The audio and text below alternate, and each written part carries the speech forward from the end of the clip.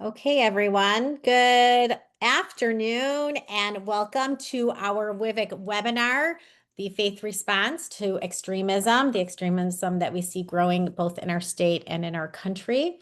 Today's episode is Champion Campaign Finance Reform. We are thrilled to welcome Nick Ramos of the Wisconsin Democracy Campaign. I think we're going to kick it off pretty quickly. Many of you on this call are familiar with WIVEC. Quick little review. We are a voter engagement, voter education, and voter protection campaign of the Wisconsin Faith Voices for Justice. We've worked, I think, with many of you personally and online. Thank you so much for the support and dedication you give both to WIVEC and to all of the Wisconsin voters to put our best efforts forwards to make all elections free and fair. Many of you know that we work mostly through congregations and interfaith groups, but we also work with incredible secular groups in the Wisconsin Voting Rights Coalition, such as the Wisconsin Democracy Campaign that is on here. This would be I say that when we work in voter education, voter engagement, and voter protection, I believe this webinar falls under two categories, both voter education and also voter protection, protecting ourselves against some of the campaigning that is so dangerous to our state.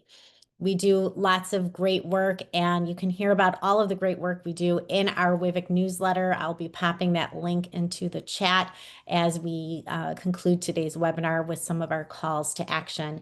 Thanks again so much for joining us. And without further ado, I'm going to give an introduction to Nick Ramos, a partner and a friend, and someone who I am very blessed to work with for these years that I've been in WIVEC. Nick is an all-around great guy, always willing to help out both professionally and personally. And Nick, we can't thank you enough for being here today. So thank you. That's my informal introduction of Nick, and here is my formal introduction. Nick Ramos is a lawyer, advocate, and community organizer who is currently serving as the fourth executive director of the Wisconsin Democracy Campaign. Prior to joining the Democracy Campaign, he served as the Wisconsin Voter ID Coalition Coordinator with Vote Riders, a nonpartisan organization that works to ensure that all eligible voters have access to photo ID in order to cast their ballot and have it count. He also spent 4 years as the community outreach liaison for the Milwaukee Mayor Tom Barrett, where he provided high-quality constituent services and implemented programs dedicated to enhancing the lives of the local veteran and homeless populations. Nick's love for civic engagement began during his time in law school when he participated in voter protection efforts across the state of Wisconsin during the 2016 election cycle and developed strategies to expand voting while recruiting and training hundreds of volunteers. And he continues that work today. Nick received his bachelor's in philosophy from Miami University and his JD from the Marquette University Law School. So, Nick, thank you for providing all of your skills and passions to today's webinar and to the future of Wisconsin voting. Hey, I really appreciate all that, Rhonda. Rhonda has been a dear friend since I have joined the voting rights space and has been one of those longtime people in your life that you just know you need. They fill your cup with all types of different energy and they make you stay grounded and just all the different things. And so I want to give so much thanks to you all, whether you're here tuning in and willing to listen to my nasally voice for God knows how long, or you're watching the recording of this. These are very difficult times, man. I mean, I don't have to tell anyone if you have a pulse and if you've been paying attention to what's been going on over the last year or so, it has been scary. I mean, every aspect of civilization here is being impacted, and it's hard to see all that, feel all that, hear all that, and want to stand up and like fight. But Wisconsinites have shown us time and time again the resilience. I mean, I know we all want rest. I know we all want time to be able to not have to be consistently fighting for our democracy every single day, but it's a chore and a responsibility that we do not take lightly in this state because we do not bend knees to kings or queens or oligarchs or authoritarian regimes. We are folks that believe truly in the power of the people. And my part in this is going to be getting your brains and heads thinking about a very, it's not as sexy as some of these other things, but I would argue and say that it trickles down to just about all the fights and all the issues that we care about and that are near and dear to our hearts. And the Democracy Campaign has been fighting for campaign finance reform for 30 years now. And as the fourth executive director, it's not lost on me just how much money has influenced, our institutions, our politicians, our government agencies, and it's lost a lot of the luster and you know, we used to be a state that was oftentimes looked on as a paragon or an example of what we should be striving towards to ensure that democracy truly is something that not only we preach about, but we practice every single day. And, right now, like the level of extremism when it comes to the money in our politics, it goes unchecked. It's oftentimes unaccountable.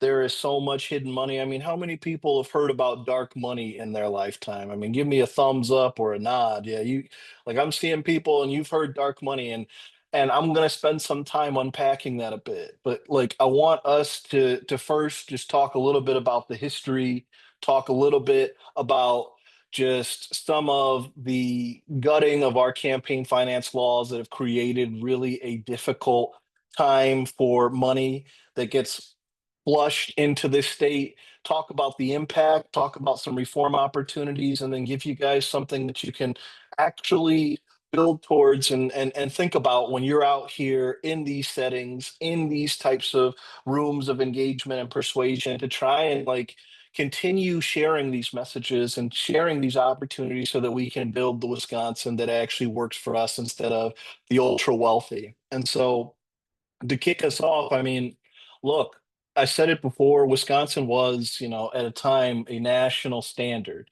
where we had clean, transparent government and, things like the Wisconsin idea being developed. I mean, how many people know what the Wisconsin idea is? I mean, it's a principle that wasn't just talking about policy innovation, but it was talking about how our government can be accountable to the people, not corporations, not party bosses.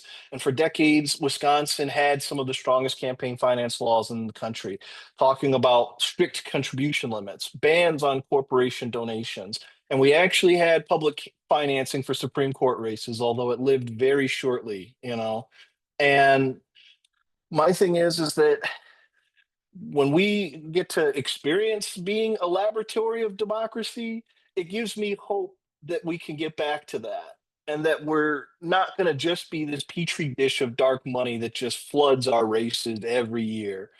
But, I have to just look back at over the last 15 years, a lot of the things that made us a national standard have been dismantled just so tactfully, so surgically. I mean, you can look back at 2010 when the Citizens United decision made it so that corporate interests and corporations are now being treated like people when it comes to speech and how you can contribute money.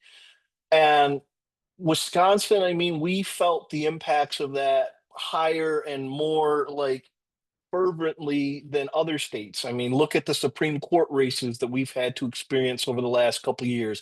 We are breaking a national record every time we have a Supreme Court race because of this very broken system that we have. And I look back not just at 2010, but think about 2015, where at the time uh, the legislature dismantled the Government Accountability Board, which was the nation's model nonpartisan watchdog, and replaced it with partisan commissions. You had Governor Walker go ahead and change the contribution limits. So now, for a statewide race, individuals can contribute $20,000 to their candidate of choice, whether it's governor, whether it's Supreme Court. It used to be $10,000. And some of these other races, again, the legislature jumped in price as well. And not only did limits change, but coordination between candidates and so-called issue advocacy groups, which I know I'm sure you guys are tired of receiving tons of mail every time elections happen, being flooded with campaign ads everywhere you go. Doesn't matter if you're watching football or The Golden Bachelor, you're getting flooded round the clock with consistent ads from these issue ad groups that are loosely, tied to these campaigns, but they drive a big enough wedge that you could drive a truck through it with the amount of money that they are spending to try and influence you, whether it's on a politician or on an issue, on a campaign like a constitutional amendment. And then also during that 2015 sweet spot, corporate outside spending exploded, disclosure requirements have shrank, and for an organization like my organization that tracks the money and spending and has a campaign finance database that tries to really shed light on who are these individuals and these powerful influences that are trying to influence these politicians to get them in these seats of power so they could do their bidding. It becomes extraordinarily difficult, almost like a shell game, to try and keep up with how these folks are moving money around and spending it. And it's created a system that encourages secrecy, discourages trust, and fuels extremism. Like, I want people to really understand that in 2015, lawmakers didn't just rewrite the rules, they rigged the game. And they took down the guardrails that rushed in not more democracy, but more dollars. And dark money loves the shadows. These folks and these politicians are happy to keep the lights off of it. And it's why that people like us that are learning about this or understand the crux of the problem continue to hold these folks accountable and not let them off too easy when they say that campaign finance reform is impossible, because they know the rules and they want to keep the rules as is. They know if they can outraise the other people through whatever methods possible that they'll do that. And so, thinking about the impact, I mean, this isn't an abstract policy fight here, gang. It touches every part of life here in Wisconsin. Legislative leaders now can raise millions from special interests, creating policy bottlenecks where only the well-funded have a seat at the table. Does that sound like democracy to you? I feels like I'm not uber wealthy. I don't have tens of thousands or millions of dollars underneath my mattress right now that I could just go ship around and try and get the politicians who's going to make my life better. Like, folks, our vote should be the thing that matters at the end of the day. And yet, folks out there in the legislature and in some of these offices, they are, of course, chasing that almighty dollar because all they care about is winning. And once they get there, then they have to try and, make sure that the people that paid for them to get there are happy with the results by giving them policy that impacts and makes their lives better instead of the folks in this state. But 88% of Wisconsinites believe that money in politics is a problem. And like it influences every level of our government, from local to the courts to the states to even the federal races. And and look, like I talked about the judicial races, 2023, 2025. Guess what? We have another one in 2026. Guess what? We have another one in 2027, all the way until 2030. And if you don't think that even though like we don't have an incumbent on the ballot here, or it's not going to face like in the last two races, the ideological balance has been in, play here. And so, of course, each party wants to try and influence a nonpartisan judicial race to get judges that will be sympathetic to their issues and to their roles. But we are going to consistently break records. They are going to consistently try as a battleground and a testing ground state to try and see what types of messaging, what types of things can be done to then apply it to other states. A lot of the money that comes into Wisconsin is oftentimes out of state money. And like, shouldn't Wisconsinites be the ones that decide their destiny versus these rich people outside of the state trying to put their thumb on the scales? I mean, don't get me started with one of the richest guys out there who tried to do it in this last election. And I mean, we have litigation that's ongoing, so I won't talk too much about that. But it's like we need to dissuade legislative folks and our electeds from having to want to chase this big money and spend more time talking to everyday people that are going to actually be the ones that get into those booths and vote for, their politician of choice. It's like ordinary Wisconsinites feel shut out. And when decisions are being made behind closed doors, cynicism and disengagement grow. I mean, it's easy to become apathetic. And when people become apathetic and disengage, guess what? It's super easy to usher in an era of extremism. And you can't separate political extremism from the way our politics are bankrolled. The less transparent the money is, the more extreme the outcomes are. And I think we feel that every day with some of these crazy things that we have to read or see on the news. And then you get to see this policy that isn't necessary or isn't needed being developed to try and have more control over our lives instead of doing the things that actually make our lives better. And so I want you guys to know that we have an opportunity here. I think that we've seen shit. Like we have seen who's been following the stuff with Jimmy Kimmel lately? Like Jimmy Kimmel got pulled off of his late night show because of pressures that came from the federal administration. And then when people started canceling their subscriptions to Disney and Hulu and ESPN, then you started to see these big mega corporations start to be like, well, we're losing billions of dollars by placating the president and the federal administration right now. We do not want to be seen as the linchpin that ended up sending this country into a tailspin. And therefore, they reversed their course of action. And now Jimmy Kimmel is back on television doing late night. And he's picking up right where he left off, and his ratings are extraordinary now. But it's like we have an opportunity to do similar stuff like that to raise awareness. People think that they're just going to always have us as customers, and they're going to always have these like they treat us like sheep and think that we're just going to stick around and continue to allow bad behavior be happen. But when we step up and we are loud about the things that we want, it applies the pressure that these folks don't think that they're going to have to deal with.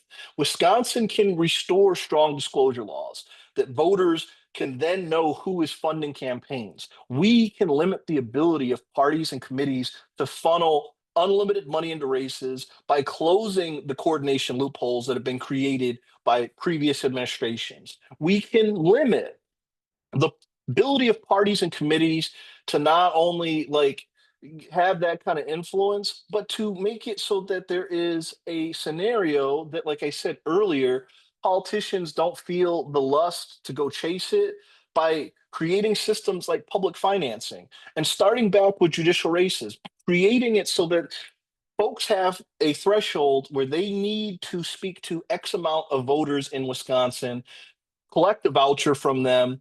Once you've reached, X amount of vouchers, you submit them to the state, and then you get an opportunity to then tap into the money that would be used to then run a campaign successfully. We have had that in the past. It's been successful in other states. It has disincentivized folks from needing to go chase the big money and focus on what really matters, which is talking to people and trying to run a successful campaign based on what the people want and what they are asking for.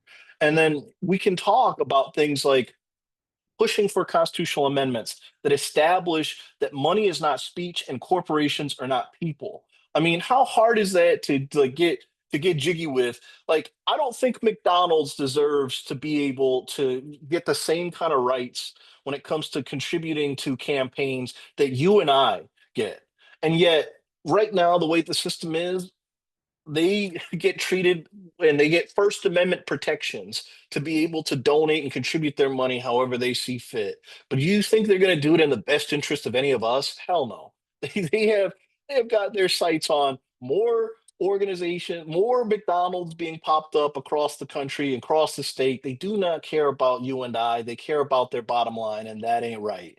Like reform isn't about silencing voices. It's all about amplifying the voices of ordinary people. It's about creating a democracy that reflects Wisconsin values, fairness, integrity, accountability. Like these are common sense things that I feel like if we can spend more time not getting dragged into these very partisan echo chambers and spending more time about just talking about what people want and need, and we can have civil dialogue about that instead of it being some kind of knife fight with guerrilla drug lords in the middle of the jungle. Like, we should be able to civilly bring these to the table and work together on reforming these things. And it's why, like, organizations like mine and others in this space are working alongside these very different, sophisticated issues to bring this money and politics issue to the spotlight.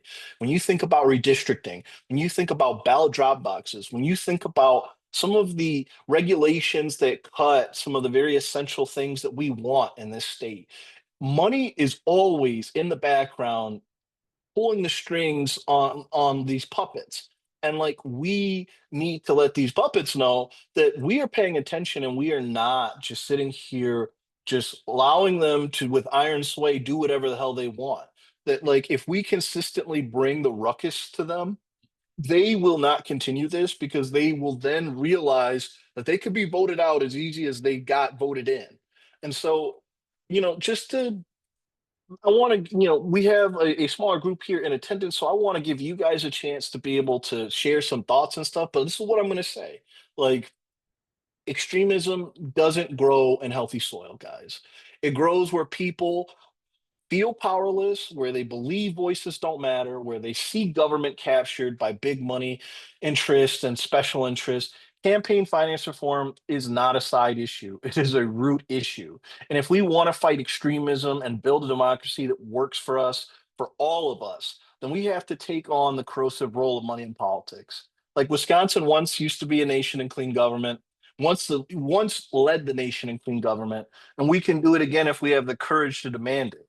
So, like, we're working on doing a variety of different events around the state to educate people about what has been taken away from us, and then start to kick into overdrive some of these policy initiatives that some legislatures are kicking the tires on, whether it's public campaign finance, whether it's restrictions on super PACs, whether it's, trying to get better disclosure laws in place. And we will not sign off on laws that will disenfranchise or move the goalpost farther for folks that legitimately just want to be a part of this thing we call democracy. We want to make sure it's good legislation that actually drives the problem into the dirt once and for all. But, like, again, it's hard when, folks feel defeated, and that's why, like, we are working diligently with organizations across the state who might not necessarily, like, have money in politics in their portfolio as something that they focus on, but reminding them that, like,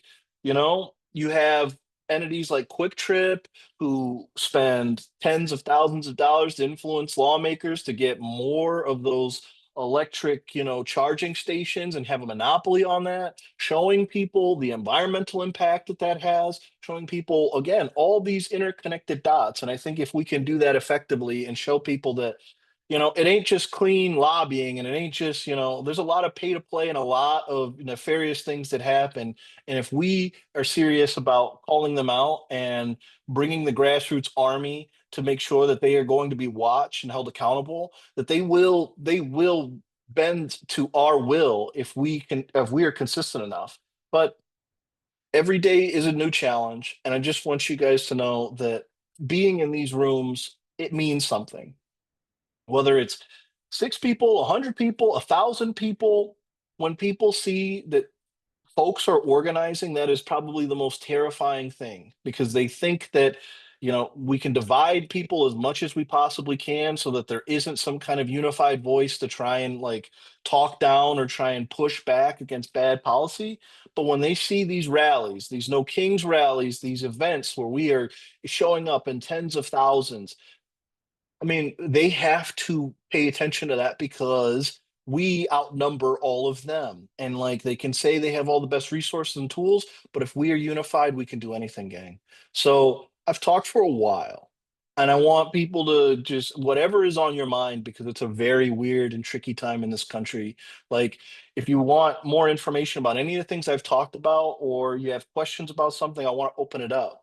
But I mean, I can ramble and talk forever. So you guys let me know how you want to do it. But, like, this is an open conversation. I want you guys to feel comfortable. So does anybody have anything on their mind that they're thinking about? And it doesn't have to be necessarily related to this, but extremism, money in politics, anything? I guess one thing I would say is that just not completely sure that we are unified. I feel like the Republicans are very unified. They all follow Trump. They do whatever he says. So there's one voice. But I feel like they're picking our cities apart one by one. They're Portland's, Portland's the latest target. Um, I know there is some things happening on the West Coast trying to get some collaboration, but just not sure like what's our key issues, what's our message. Um, we're doing the No Kings and all those different things, but what's our strategy? I don't feel like there's a lot of direction from Yeah, about that, like the Republicans have done, I think, extremely well. it's a great question. And you're not wrong. I mean, unfortunately, because everybody kind of assumed that we would follow the Constitution, we would follow our laws, nobody would ever try and like, I don't know. I mean, I can pick a treasure trove of things that I feel like are just kind of being ran over here. And it's a consistent reminder that our democracy is something that we legitimately need to fight for every day. Like, assuming that these institutions and these things, like everybody's just praying that the courts are going to be this backdrop that, supports us through this very difficult time. Well, let's think about that. I mean, we've had a president that has been able to literally stack many benches across the country, including the Supreme Court, to be able to render, verdicts and things that are advantageous to, him. And when thinking about here in Wisconsin, like the unification of just all these different things, I mean, I hear you that like there are states across this country that have like a bona fide leader. Like, I look at California, you have Gavin Newsom that stepped out into, the public. In New York, you have the candidate, Sundani, he's out there running for mayor. You have, a various treasure trove of folks that are stepping up and are essentially being like, this voice of this resistance. But my thing is that there is going to be, I think, some real, like, I don't want to put the cart in front of the horse here because there's a lot that's happening right now behind closed doors. But I think that there's going to be a vehicle that will take the biggest issues that we are fighting for, like developing, a real voting rights act here in Wisconsin that would embody some of these very important, like democracy related issues that we are fighting for, put them under one umbrella, and then start to unify and organize all these different voices from all these different parts of the state and bringing, not just those stakeholders, but then also community members from, all these different parts of Wisconsin. And in a timeline, work to chipping away, you know, in a very tight timeline over the next couple of years to address each one of these things under, an omnibus or a voting rights type act when the legislature and the political landscape ends up being a lot friendlier than what it is currently right now. Like, I think through the fair maps work that we've done on redistricting and being able to leverage a bill, like a piece of legislation that became law and getting us fair maps here, we've already start to see the political landscape and the state legislature start to shift. And the projections show that like at least one chamber, maybe two chambers might be getting flipped in this next election. That there's going to be real opportunities to then like start legislating not from a place of, well, we have to play defense, but actually going on offense. And so developing what are the key things that we want to see when that time comes so that we can start having folks legislate on day one and start building these not only these protections but these reforms in place. Like, there is a lot of work that needs to be done in real time to gather all these different perspectives and these voices so that there is one voice. But I think that that work is a lot closer than you think, as far as like it feels a little scatterbrained and a little like, all over the place right now. But I do think there's a lot of good faith efforts that are getting ready to come to fruition. And I think we'll see them really take hold early next year where we're going to be bringing community members and leaders across the state together so that we can deliver on these really important things and we can keep that infrastructure together so that it's not just when democracy is literally being attacked every day, but we have it ready when we are in a position of power to then make choices that are going to benefit our lives versus, the rich and the wealthy, or these people that don't give a damn about, like, what the will of the people really is. I hope so. I think we really need it. No, it's a great question, and you're spot on. You're 100% spot on. Anybody else? I mean, that was a solid question, and it could be about anything. Yeah, Nick, I have a question. First of all, I loved your quote, extremism doesn't grow in healthy soil. And then I wrote how the campaign finance overreach makes our soil so toxic. And while I always want to look ahead, I'd like to ask you a question about our last Supreme Court election. Yeah. Speaking of extremism, growing in toxic soil. Nick, you know me really well, and there are many people on this Zoom who do. And this is a webinar fighting extremism, and we see it on both sides of the political spectrum. Extremism is answered with extremism. And I saw that a lot in the last election, where the one candidate promised to stay on message about what it meant to be on the Wisconsin Supreme Court. And then it basically became just what I thought was a race to the bottom on both ends. And I might be over exaggerating a bit, but I just wasn't really thrilled about what the sound bites were of the last election. And what can we do as, and I would say, Nick, especially in this group, as people of faith or people of action, people of hope and optimism, to do our best to keep these elections about what they're supposed to be about. Because I was pretty disappointed at the way the election started going down. Well, I mean, you're really touching the surface on a bigger problem, which is since 2023, and folks can check me if I'm wrong about this, but I do think that there was a shifting in strategy when it came to the Supreme Court races. I mean, look, they on paper, similar to what a city mayor's race is, they're supposed to be nonpartisan. They're supposed to, avoid getting into these kinds of, you know, dialogues that feel like, it's hard to think that this person might be impartial if they're talking so brazenly about, you know, women's rights to, health care when it comes to like abortion or things like that. Like, we're in a kind of weird place where, because we've never seen it before and then saw that that was like a winning strategy in 2023, now like in the 2025 race, you talk about like, people are really like kind of blurring that nonpartisan line, and it's kind of clear to see who is technically the liberal candidate, the progressive candidate, who is the conservative Republican candidate.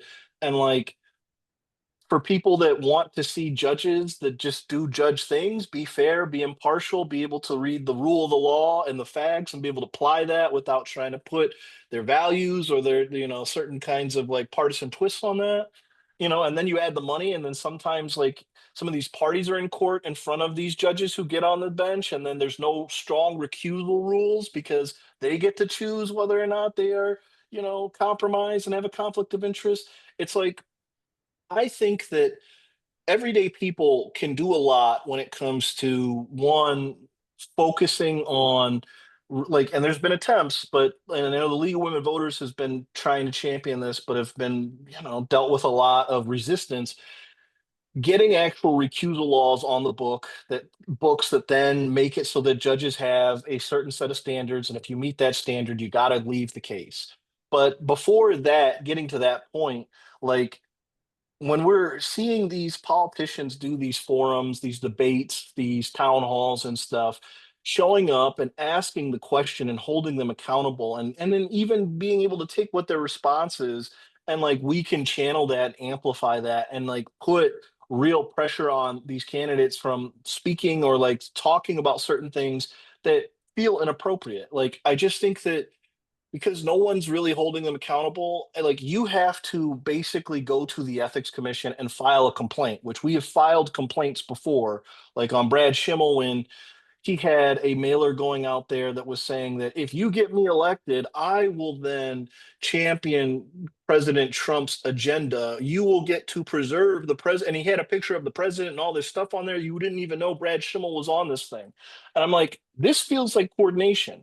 And like, we need more people not afraid to like be paying attention, pull those things, share them with watchdogs, or you could even file a complaint yourself, because the ethics commission will not file, like, they will not go out of their way to do something. We have to be the reporters of that. So I just think that paying attention, hearing what these people are saying, and when it starts to go into a realm that does not feel impartial and does not feel like what a candidate should be talking about, we have mechanisms in place to hold them accountable. But I think it's going to be a network of like you sharing that, and then we submit a request to the elections commission investigate. And then I think with more of that happening, people will then be like, well, I don't want to do that because it will put me in a position where I have to face this complaint and then have to then, defend myself in this thing. Like, we want to dissuade people from thinking that it's just this wild west where they can do whatever they want because they think they can. They think everybody's asleep right now at the wheel. Well, just as a thought, I just want your reaction, Nick, because I'm an attorney as well. And we learned a lot about negotiation at one point. And I'm sure you know as well as I do, but the lesson was that the win-win negotiator always loses to the win-lose negotiator. And so that the win-win has got to do, this is what we learned, what we call a thing called tit for tat. With win-win negotiator becomes a win-lose negotiator, goes hard until the win-lose negotiator switches, until they're forced to switch. And then they switch back and try to negotiate a reasonable deal. But there is no way to bring, you don't give a little blood to the shark and hope he's going to go away. You've got to beat him into submission. And I guess I'm more of a beat him into submission. I mean, I'm not a, I love negotiation and compromise and all that, but I don't think this group is interested in any of that. I feel like we try to be nice and they just run over us. So I don't mean we have to be underhanded, but I just feel like we have to be much, much harder and maybe a little bit meaner than we've been. And I also feel like in a lot of ways, the judicial system is too slow. You look at Pennsylvania with Elon Musk basically offering to pay people to vote for Trump, essentially.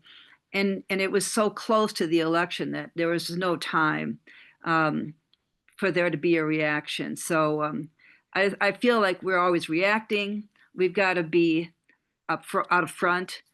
We've got to be initiating, and we have to be ready with some really hard comebacks when something like that happens. And I just don't feel like right now. I mean, I hope that there is this day coming, but I don't feel like we're there to really know how to fight people who fight dirty.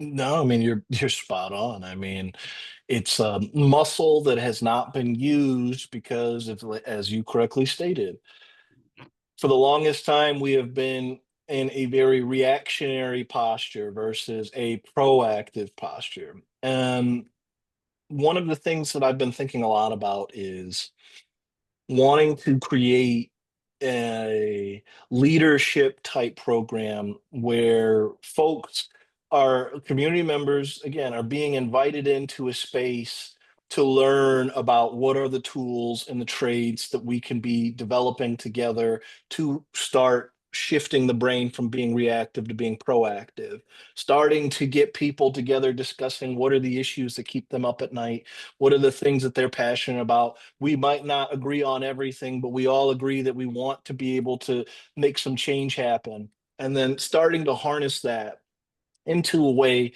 that then we can be able to mobilize people around whatever hot button issue is happening. And like you said, like being able to quickly turn around and be able to have not only messaging but events and programs that start to really drive the car for us, so that we're not just consistently thinking about what are the incremental change that we can have? Because we're only begging for breadcrumbs. We need to be thinking a lot more radically about, not just the Constitution, our laws, but the ways that, our government operates in this state and in this country, because right now they are running us over with all these different very anti-democratic things. And because there hasn't been these exercises that have been done to then challenge these things, it's, oh, we hope the courts will take care of it. Oh, we hope that there's going to be some brave soul that comes up with some political backbone that's going to say and save us. It's like, we are the guardrails now. We need to be the ones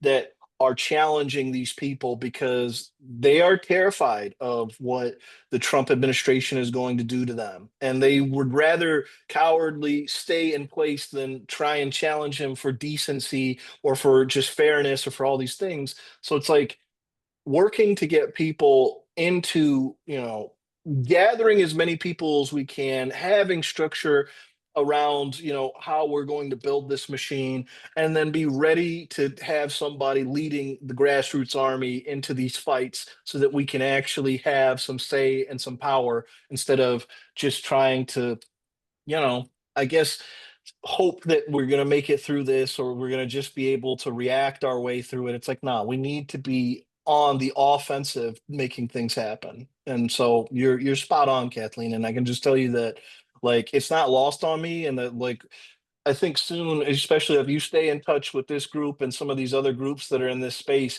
that you're going to learn that, like, there is a machine being developed here, and that we're going to do something legendary. So it's coming. I know that we should have had these things built years ago, but it's like, no time better than right now to try and unscrew this situation and try and get us to a place where we can think about better long-term outcomes for not just us, but future generations. And so I'm optimistic. I mean, I'm the happy warrior ready to lead people in the battle. And I'm excited if you guys are excited. Like, we can actually do some big things. And I'm confident that we're going to. Well, I think there is a grassroots army out there Yes. waiting to be mobilized. I really do. Yes. Right. On Saturday, and I'll just a second, Pat, I promise we'll get to you. On Saturday, 400 Milwaukee faith leaders and lay leaders and constituents and congregants came together at the Shriners for a breakfast led by Reverend Greg Lewis and Reverend Walter Lanier. And it was an incredibly powerful event. So you are right. Pat, go ahead. Sorry, didn't mean to cut you off there. That's all right. I was just, as Nick was talking, I was thinking of two groups that are part of this, and I'm sure Nick knows all about them. But the two groups being the Coalition for Redistricting, that has a huge number of different organizations coming together, and I think that is part of that push to gather folks together. Something about the liberal side of things, including the Democrats, is that we've always been this big tent and we don't all agree, and somehow on different issues. And so, but that's always been acceptable. Meanwhile, the Republicans have gotten everybody in lockstep, and and they are under a, God knows why, charismatic leader that is keeping everybody in line with fear.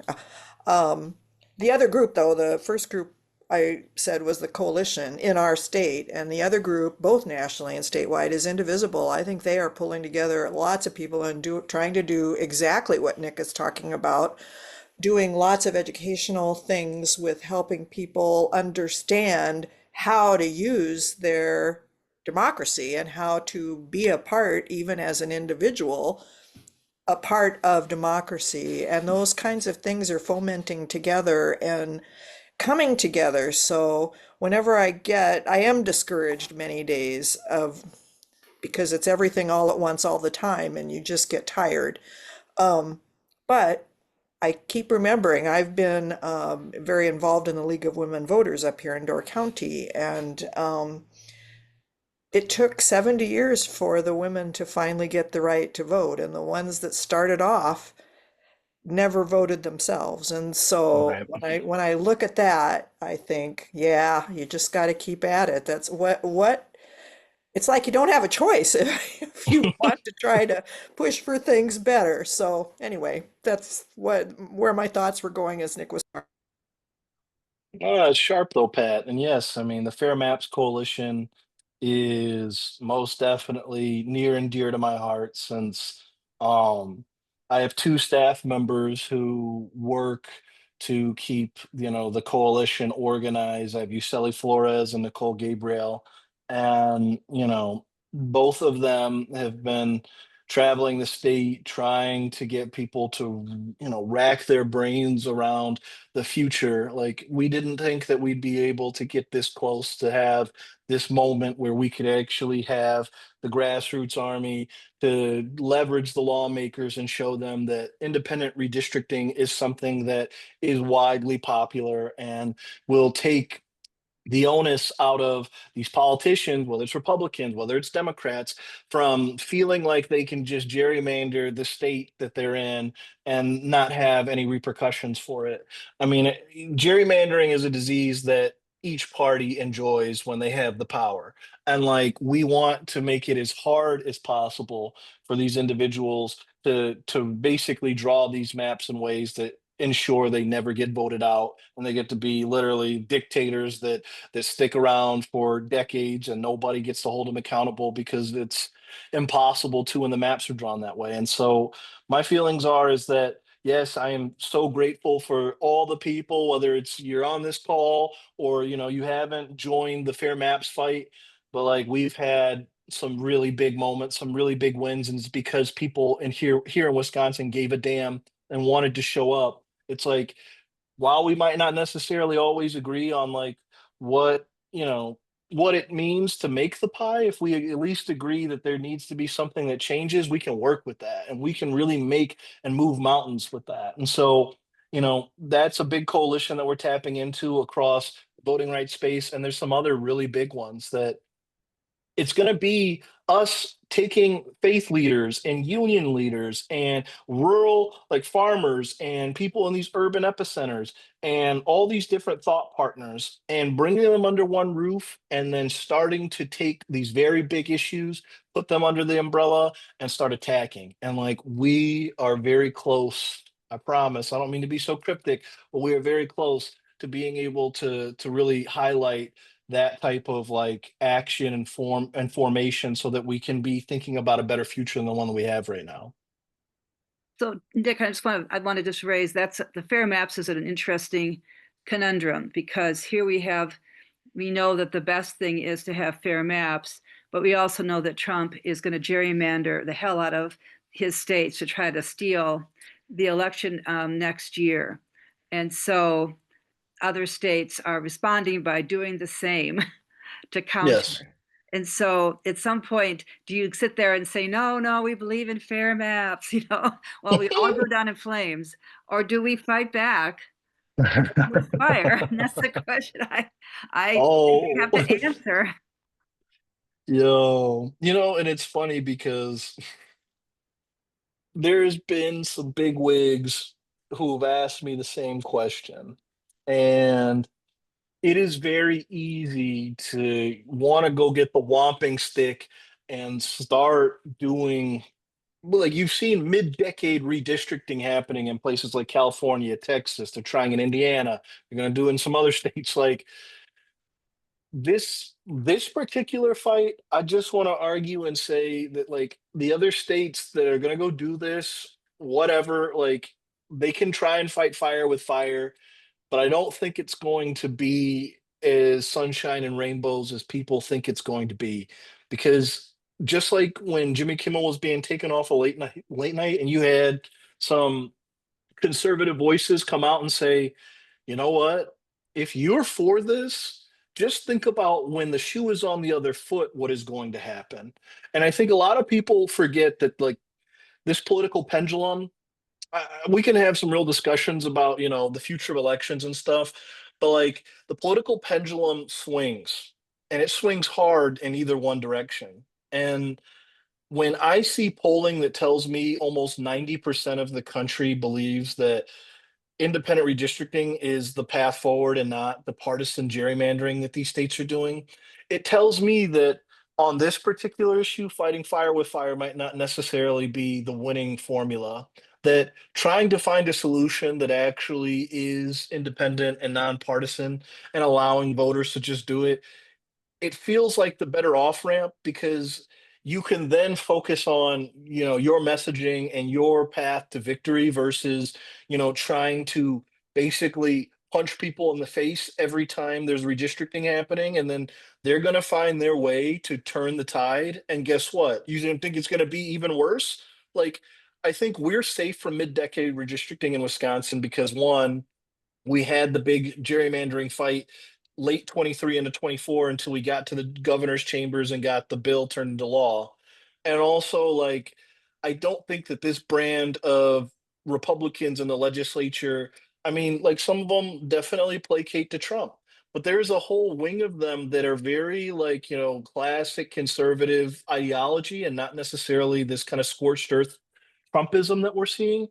And so, like, they can take that fight, but they saw what we did last time and how much pressure we applied, and it got even the Republicans sitting there and thinking, like, well, like, let's pick the map that hurts us the least, and we're going to live with that because we believe we can win on these maps versus letting the court pick. Because if the court picks, they could pick an uber, left-leaning map that then really makes it hard for them to try and win any elections in there, and they do not want to be gerrymandered in the way that they've been gerrymandered. So I think that there's good faith discussions that are being had here. And I think that the Republicans realize that the writing is on the wall with the maps that we have right now. If we choose to do nothing, guess what? The Dems will have power. Guess what? They can go ahead and gerrymander us into oblivion. Guess what? Like, what are we going to do when we get that opportunity? Like, I think I think we are going to get nonpartisan redistricting in the state. It's going to be not just an if, but a win. And I think that, like, our strong goals is to try and get something done as soon as next year, at least get the legislation passed, then start focusing on the amendment and then making that a dream a reality. Yeah, I agree. In this state, this is not an issue for this state. Yeah. But anyway, I'm gonna have to get off. I've got another meeting. Thanks a lot. Yo, appreciate you. Okay. Any last Always minute good to questions? see you, Kathy. Okay, bye-bye. Quick question, Nick. What do you think is like the number one thing that, like, everyday citizens should be doing right now that, like, is an easy entry into playing a part of in changing what's going on? Yes, Rachel. Simple yet amazing question. And this is my response to that. Because there are so many things happening right now, and I mean, even for a guy like me, it can be debilitating when you have to think about all these different challenges and to our democracy. My first thought is everybody has a home here in this state. You have a local municipality that you are currently, calling in from. I would do a quick Google search to see what nonpartisan democracy related organizations are in your community. Subscribe to them because folks like mine and others are trying to give real time information to folks, whether it's workshops, whether it's events, rallies, info, like this webinar that we're doing right now. Like, we are starting to gather those pieces together so that when it comes time for the really big ones, we talk about the No Kings rallies, we talk about some of these other things, we can then be able to reach you, whether it's email, whether it's text, whether it's phone, whether it's carrier pigeon, I don't care. Like, we are going to do what we have to get you that information and engage you in a way that not just when it's exciting event time, but also, like, we have steady, like, we're planning on doing whiteboard videos where we're going to talk about, like, the issue of the week or the issue of the month, run through it in a minute time, because I guess the attention span of people when it comes to this day and age of social media, everybody is doom scrolling. Nobody wants to stay on a video for more than 15 seconds. But, like, having different ways and vehicles to bring you this information so that you can share it with friends, you can share it with family, you can be more educated about it. And then when we have these events, we love to have you there. We love for you to bring people, and we can start, like, this ecosystem that we have in the voting rights space. It is filled with tens, if not hundreds, of organizations that are doing statewide work. and we can get connected with you by you finding that local organization and then volunteering for stuff. Like, again, whether you guys know your talents and your skills and your abilities better than I do. But I can tell you that I know that you guys are great at more than just one thing. I'm sure you probably have one thing that you're probably a master class at, but I'm talking to Renaissance people out there. You guys build and create all types of extraordinary things every single day through your lives. And like, you can take those talents and those tools and help us be able to move the ball forward on some of these really robust ideas and events and things. And so get local with your activism. Find who are the players in your space. Do a little research on them. If you see if you like what you're seeing and you like what you're hearing, subscribe, sign up, and you can always have a home at the Democracy Campaign, like on our website, wdc.org. Go subscribe. We're sharing the Fair Map stuff. We're sharing events that partners are doing. We're showing events that, like Rhonda put in the chat, like, we're tonight in Madison. We're going to be, talking about the Constitution, the amendments. We're going to have trivia. We're going to have food. We're going to have games, prizes. Shit, you might be able to win Packers tickets tonight. Who knows? Like, my feelings is that, like, we're trying to bring it into community spaces, and we know you exist by being able to subscribe. So, like, find the local places and we will find you. We will get you the information. And then, depending on your level of engagement and how much time you have, we'll make it work. But like, just showing up and saying, hey, I want to participate, that's your ticket. And so that's my thoughts. Yeah, Nick's done a great job of bringing the Wisconsin Democracy Campaign, like, literally to the people. And that's something that WIVEC and my other organization, Tikkun Ha'ir, some of you know me also through Tikkun Ha'ir, that's what we really try to do. I always say social justice has to focus on the social. So Rachel, to answer your question, I think these meetings for the amendments are a great way to get involved. It's a very low level, easy entry ticket in. Come to a meeting, come to a dinner. It's free, and it's going to be about the amendments, but it's also just about gathering, coming together. And I'm not just saying this because I'm helping with some of these. I would say this if I weren't. All of you know that WIVEC, like Wisconsin Democracy Campaign, we don't just advertise our stuff, we advertise the works of all the other fabulous organizations in the state. So please, take a look. This is so easy. Come have dinner, learn about the amendments, play Jeopardy, maybe win some Green Bay Packer tickets. Gosh, Nick, I need to I need to get on that for Cedarburg, I guess. So and Janet, yes, we're having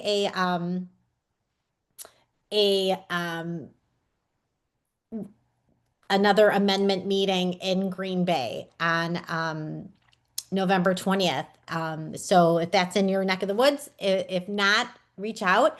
I was about to say, Nick, thank you so much. These are such complex times. I joke all the time, but it is serious. I get paid to be an optimist. Nick, you get paid to be an optimist, and many of you do it for free. So we appreciate all of the work that you do for our organizations, and again, for the people of Wisconsin. We do have a couple of calls to action, and one was, of course, take a look at your calendar, see if any of these gatherings about the constitutional amendment work in your schedule. If not, take a look. Here's a couple of calls to action. Please check in with me for a one-to-one meeting. Some of you know me very well. Some of you only a little bit. I know, Rachel, we've done a little bit of email phone tag there. So great to see you and put a face to your name. There's the WIVEC newsletter, which we put in a lot of Wisconsin Democracy Campaign stuff. And of course, Nick, feel free to put in the chat whatever you'd like. And we have the postcard project. We sort of teased it a little bit a couple of weeks ago. So we're taking a look at some of the values, some of the extremism that we're talking about here, and putting together a postcard to send not to our friends and neighbors or even strangers, but to send to legislators. And I'm a little more organized than I was last time. At least I hope I am, because we took some ideas from some of you about what you wanted to have on the postcard. Okay, can you all see this? Great. Yeah. So the front of the postcard is different aspects of what we've been talking about here: fair maps, campaign finance reform, and of course, overall democracy protection. And the percentages, the high percentages of people who are rejecting these issues of extremism. So thanks to Deb Patel, we got a different, a better number supporting fair maps. And thanks to Wisconsin Democracy Campaign, Molly sent me your the percentage from your last poll. And here is our poll about democracy protection. They do tend, the issues tend to look a bit simplified here because it is mainly a postcard. And we have on the back of this postcard a demand of our legislators to listen. So our hope in this postcard campaign, I'm going to stop share because I always like to see people a little bit better. It's a good looking postcard, by the way. Thank you. Thank you. So we have a wonderful graphic designer on our staff. So she does an amazing job. And our hope is that we can send postcard packs out to our members, and then you can send these to legislators. You can gather with your friends, whether it's at your house, whether it's at your congregation, at the library, and send these in mass. It wouldn't be a bad thing for, my state senator, Jody Habush-Sinekin, to get 100 of these. It wouldn't be a bad idea for my state legislator, the name escapes me right now, I'm sorry, to get 300 of these. No matter whether you believe your legislator supports the campaign against extremism or not, letting them know this is where people are at in the state of Wisconsin. We unfortunately cannot pay for postage this time. It's just going to be too much. But we'll in our packs that we mail to you, we'll have instructions and a way for you to find your state legislators. So we're really excited to get this off the ground. I'm going to be printing these out in the next couple of weeks, and I'm hoping to have them available by the next installment of the Extremism series, which is with Reverend Jennifer Butler, a national figure in the fight against Christian nationalism. So please, everyone, stay in touch. And when I say have a one-to-one meeting with me, I'm really not kidding. That's the most important thing that I do as the statewide organizer is meet up with people. Bring us to your congregations, to your interfaith groups. Let us share the hard lessons I've learned in these past almost 4 years of working in this space, and what works, what doesn't. WIVEC we know we're in a sort of that time period where we're not exactly in a campaign, but we're getting ready for it. And we've got some great plans, and thanks to fabulous partners like Nick and All Voting is Local and the Interfaith Alliance and so many others, we have the resources now to bring a lot of voter education, voter protection, voter engagement, not just to all of you, but so that you can bring it to your neighbors, to your family, to your friends, and to the strangers who are among us who need our help.